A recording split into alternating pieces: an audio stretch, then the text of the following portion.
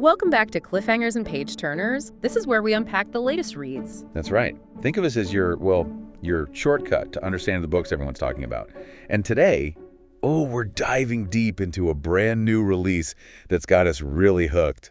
The Cavern by Kelly Keevins. And this is episode 12, folks. Trust us, you're in for a fascinating exploration of a post-apocalyptic world unlike anything you've probably encountered before. Definitely. And the prologue, wow, it just pulls you right in. It really does. Yeah. We meet Angelo. He's in this underground cavern, and no one knew he's shown up for 5 years. 5 years is a long time in a place like that. Exactly. And then he sees her, Elsie, just standing there, maroon t-shirt, black jeans, totally out of place. It's immediately intriguing, and the book quickly fills you in on the backstory, which is pretty grim. Yeah, no kidding.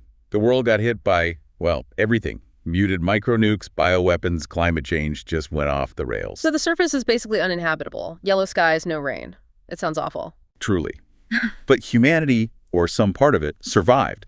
These underground caverns, they were a massive project, right? Funded by scientists, wealthy individuals, they managed to set up electricity, air filters, gardens, even lakes and some animals down there. It's kind of amazing. A whole hidden ecosystem. And Angela's family, him, his brothers, sister, mother, they were refugees who got in. Right. After some tough negotiations, apparently, everyone had to bring a skill. Like, Angela's mother was a seamstress, which was valuable. And Angela's been there about 5 years, sort of keeping track of time himself. Yeah. So Elsie showing up is a massive deal. Huge. Let's talk about her arrival. She's just bewildered. Doesn't know where she is, how she got there. And this older woman, Marjorie, finds her. Yeah. Very kind, wears a kitten t-shirt, which is such a little detail of the old world. And Marjorie's first thought is, where did you come from? Another cave? Are you one of the elite? But Elsie's completely lost. Her last memory, a dorm room in 2035. Which makes absolutely no sense in their post-apocalyptic world. That clash of realities is immediate. And the amnesia, it hooks you. Well, yeah. And you see different reactions right away. Marjorie and Mary Angelo's sister, they're compassionate. They want to help. And Angelo, he's instantly suspicious, distrustful. Well, yeah. In their world, the unknown is dangerous. Someone showing up out of nowhere with no memory. That's a potential threat. His worry about her origins, it totally reflects how precarious their whole existence is. It makes sense. And then when Elsie starts to piece things together, or rather when they tell her what happened to the world, yeah, it's brutal. Learning about the micronukes, that Dallas where her family was is just gone, the surface being unlivable. Imagine processing that, hearing it secondhand, because you don't even remember the event itself, the weight of it. It's unimaginable, really. And it underscores the trauma of this new reality. Merriman gives us a bit more history, how they got there, fleeing Santa Fe after New York was bombed. And it was Angelo's quick thinking, right? He'd overheard something about tunnels in Arizona. Yeah, he acted on it, found the tunnels, discovered this cavern system, and they sealed themselves in, saved his family and others who joined them. It definitely establishes him as resourceful, protective, but also maybe a bit controlling. Maybe. It also hints at the social structure down there, the elite who built the place and the refugees who worked to earn their keep. That understanding is crucial. You contribute, you survive. So when Elsie later wonders if maybe she's an elite person who just lost her memory, you see why Angela bristles at that. Yeah, it challenges the whole system they live by. It touches on those potential class tensions, even underground. And finding her a place to stay falls to Mira. She offers space in their suite with her, Angelo, and their brother Marco. But Angelo insists she sleeps on the floor. It's not exactly a warm welcome. No, it's him asserting some control, keeping her at arm's length, reinforces that suspicion. Definitely. Now, those dreams Elsie keeps having. Oh yeah, the purple flowers. And a kiss. But she can't see who it is. It's this recurring image, feels really significant, like a piece of her forgotten past trying to surface. The flowers especially. A great hook. Keeps you wondering. Yeah. As she starts meeting people, we see Andrea and her kids. Right, and it shows you how childhood adapts. Different worries, maybe simpler joys. And Marco, Angela's brother, he seems quite taken with Andrea. Yeah, it adds a nice touch, shows new bonds forming. Marco seems a bit softer than Angelo. And we learn Marjorie used to be a teacher. She's still trying to share knowledge, especially with Tabby, one of the kids who's keen on reading. There's another former teacher too, Dominic. It shows that impulse to preserve culture, education, even when things are so basic. Absolutely vital. Then Angelo, being practical, explains the water filtration system to Elsie. Super important tech down there. relies on a water wheel, and crucially, an elite plumber for maintenance. Which, again, highlights their dependence on the people who built the place, that power dynamic. We also hear about the gardens and that the dogs are kept separate. Andrea explains it a bit. Yeah, the dogs being separate is interesting. Protection, work. Tabby's interest seems like it might lead somewhere. Elsie eventually gets fed up with Angela's attitude and confronts him directly. And surprisingly, he backs down a little. Doesn't react as harshly as you might expect. Feels like maybe a tiny shift. Her standing up for herself might have earned a sliver of respect. Maybe.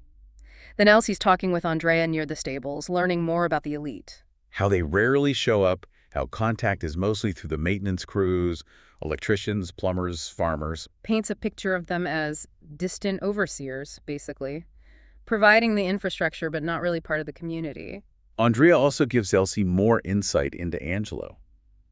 How protective he is, especially after their mother died. Right, apparently from an illness they couldn't really treat down there. Lack of good medical care, that loss hardened him. Andrea mentions he became a sort of leader after that, and shares this really sweet memory of his mom making a onesie for Xander, Andrea's son. It adds depth to Angelo. You see the loss driving his actions, that fierce sense of responsibility. And then, just as you're getting comfortable with the Cavern dynamics, bam, Elsie has this completely different memory flash. Oh, that scene, the white room feeling like a medical exam. And that symbol, 3 arrows in a triangle with a cross. A man in a lab coat taking her blood. It's so clinical and strange. Totally unsettling. It throws everything up in the air.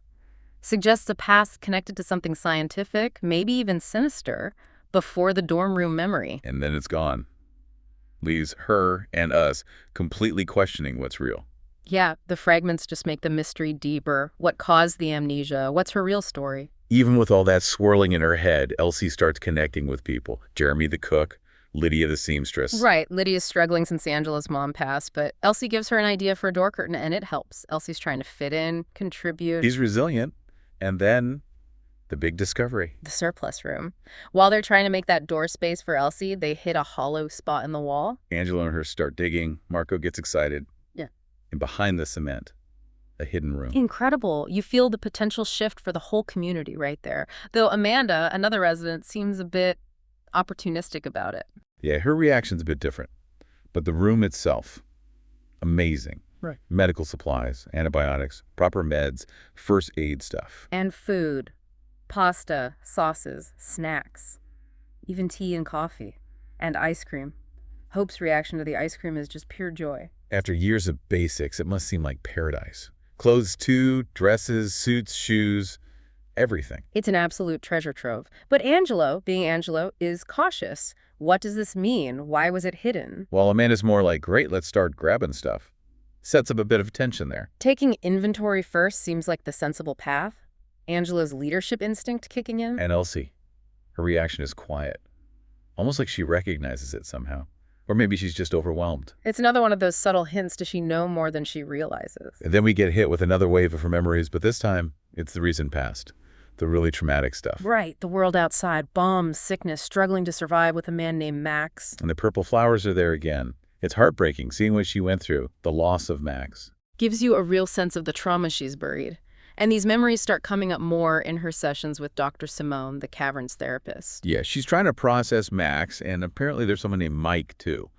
Dr. Simone suggests she needs closure there as well. Seems Mike is another painful part of her past. And we find out why there was an assault incident. In the water filtration room, Mike attacked her.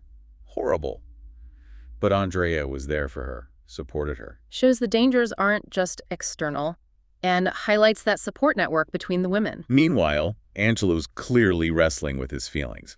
The suspicion is still there, but he's falling for her. He even admits to Mira that he kissed Elsie. That's a big step for him. It really is. The whole community gets involved in the plan to properly break into the surplus room. There's real excitement. They even draw numbers to decide the order people get to go in and look. A sense of shared hope. Angelo's group goes in first, confirms just how much stuff is really in there. It's real. Must have been overwhelming. Relief, disbelief, all of it. So they hold community meeting. Carlos presents the findings. Everyone votes yes to having a party with some of the food. A much-needed celebration. Mira's put in charge of organizing the inventory, and they set rules for how items will be shared out later. It feels organized, fair. Trying to manage this windfall responsibly, Elsie offers to help plan the party, help with inventory. She admits she doesn't like being alone. And you see Angelo softening more. He seems less guarded with her now. That connection is definitely growing. Elsie even has this dream about a marketplace in the Cavern, people trading surplus goods. A lovely image of community rebuilding, finding joy in exchange and abundance. And then, the other shoe drops. Yep. Elsie sees someone, Cameron, the doctor from her fragmented memory. And bang, everything comes flooding back, the full memory, Max's death, the terrible journey she took afterwards. It all clicks into place. Finally, the whole picture. But it also brings new people into the Cavern, Charles and Lily, from her past outside. Right, and they seem to represent different things. Charles feels a bit threatening, maybe. Lily seems fiercely protective of Elsie, adds a whole new layer of complication. Angelo immediately steps up, gets protective when Cameron and Charles are around. Stakes his claim, almost. Shows how far he's come. He's clearly committed to her now. Then the biggest revelation. Elsie can breathe the surface air, which is impossible for everyone else. Mind-blowing. Suddenly, she's not just a survivor. She might be the key to getting everyone back outside. It sparks huge scientific interest from Cameron. He wants to do a biopsy, which sounds risky. Very controversial, but it raises the stakes immensely. Why is she immune? And we find out she was part of the elite's research before the bombs. She thought she was helping save humanity. That explains the White Room, the tests. It reframes everything. Her connection to the elite, her unique biology. It wasn't random. And in a really moving moment, Angelo and another refugee, Brian, volunteer their blood for a comparison. Solidarity. Shows that growing trust, that shared investment in finding a future. We also learn more about Lily. She lost her own family, sees Elsie as a surrogate daughter. That's why she's so protective. Adds emotional weight to her character. She's been quietly helping, supporting Angelo and Carlos, looking out for the kids. Then comes the party. Everyone dresses up in the surplus clothes. There's real food, music, dancing. A moment of pure joy and release for the whole community. You see new relationships blossoming, like Marco and Andrea finally getting together. It's a beautiful scene.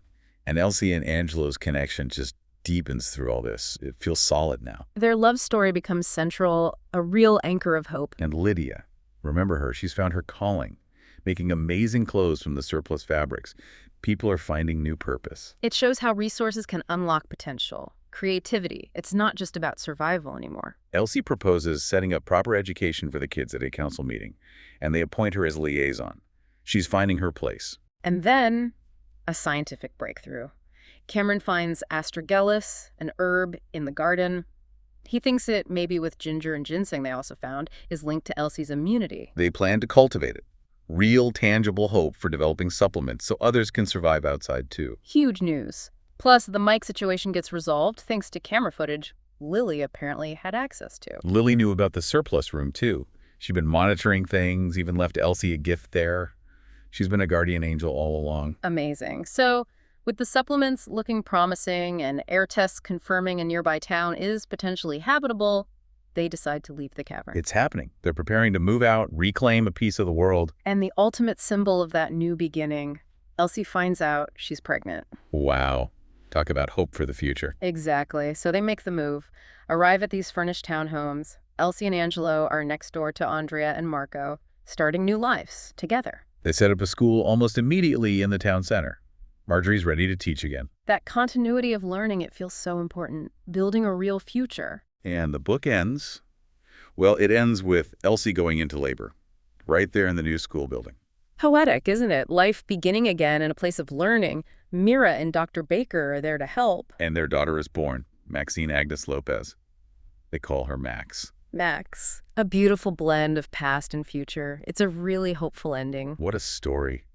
The Cavern really takes you on an emotional roller coaster, doesn't it? From mystery and suspicion to survival, love, and ultimately rebuilding. Absolutely. It's got suspense, the sci-fi elements, but at its core, it's about human connection, resilience, how people find ways to hope and love even after the worst happens. Yeah, Keevins really nails that balance. The relationships feel earned, Definitely. So what did you all think? We'd love to hear your take on the Cavern. What stood out to you? Any questions still buzzing around your head? Let us know in the comments. And hey, if you like this discussion, please give us a like, maybe share it, and definitely subscribe to Cliffhangers and Page Turners so you catch our next deep dive.